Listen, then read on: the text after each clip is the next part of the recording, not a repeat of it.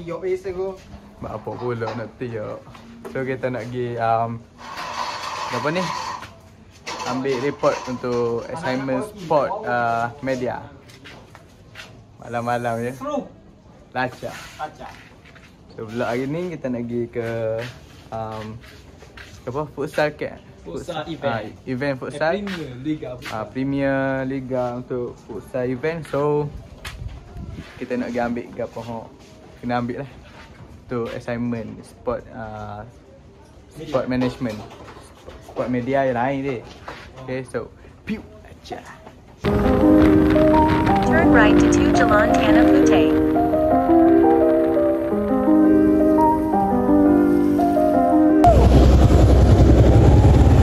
Apa haus? Siapa dia? Aiman. Aiman. So kita on the way lagi. Mana? So, Aiman.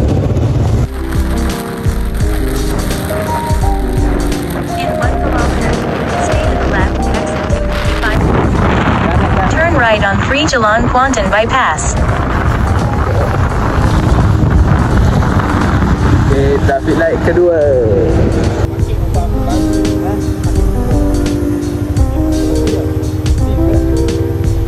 Kita terpaksa berhenti jap untuk sebab hujan lebat lah.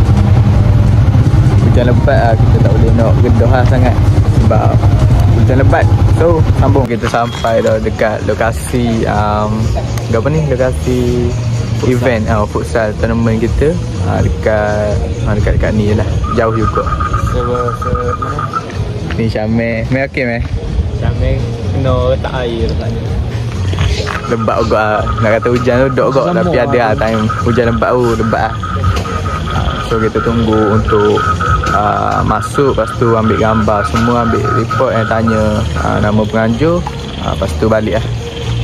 So let's go.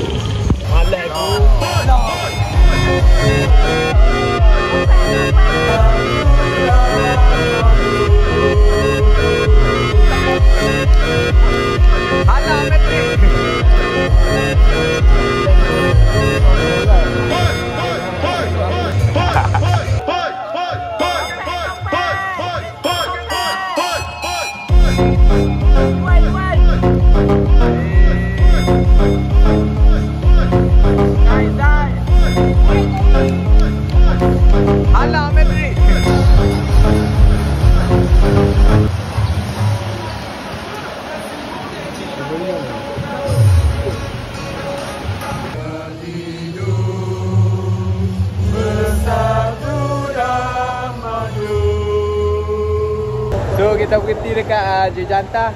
Ni balik dah lah. Sebab kita habis dah event apa semua, kita dah ambil footage apa semua, video, gambar untuk assignment, and kita balik lah. Sekarang ni nak pergi cari kedai makan untuk makan lah. Lapar. So let's go.